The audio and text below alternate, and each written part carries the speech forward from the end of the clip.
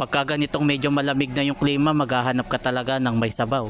Yung tipong gusto mong humigop ng mainit, kaya eto nagluto ako ng nilaga. Nag-request kasi yung asawa ko na magluto naman ako ng sabaw, kaya bumili na lang ako ng buto ng karne ng baboy. At saka medyo malamig na ngayon ang klima, kaya masarap humigop ng sabaw. Sa inyo ba mga lods, ramdam nyo na ba yung lamig ng klima? Dito kasi sa amin medyo malamig na. Naglagay lang ako ng saktong tubig at konting asin at magkaroon ng lasa. At kapag kumulo na yan, at saka natin yan timplahan. At habang hinihintay natin na kumulo, i-ready na muna natin tong mga gulay. Tinanggal ko lang yung matigas na parte sa pechay at saka itong repolyo.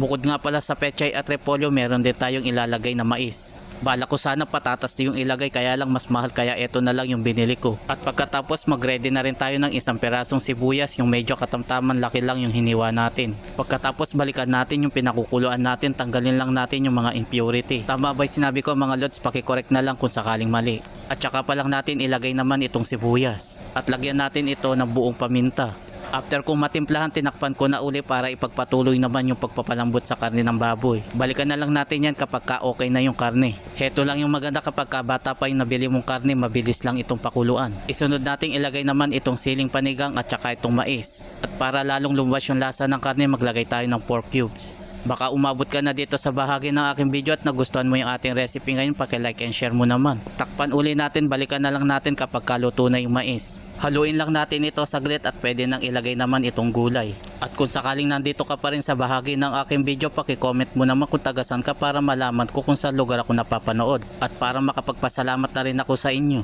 Ipailalim natin saglit itong pechay at isunod nang ilagay itong namang repolyo.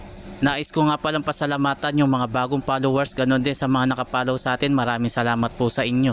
Lagyan natin ng takip at nang mabilis maluto yung gulay. At kapag medyo half cook na yung pagkaluto, pwede na natin itong timplahan ng kaunting patis. At nang medyo malinamnam yung ating sabaw. Mas lalong masarap to lalo na kung naglagay pa ako ng kaunting taba ng baboy. Tapos isasawsaw mo sa patis na may kaunting kalamansi at sili, ay sarap kumain. Sakto lang yung timpla niya mga lods. After nga ng ilang minuto, heto na at luto na yung ating pork nilaga. Magsali na muna tayo sa ating lalagyan at mag-ready na tayo ng patis na may sili at kalamansi. Mas lalo tayong gaganahan kumain kapag meron tayong ganong sausawan. At syempre dito na tayo sa exciting part, yung tikman natin yung ating niluto. Yun no, sarap humigop ng sabaw. Paano mga lods, mga tamo pa mo? Alang halong biro, manya-manya pa nga luto mga lods.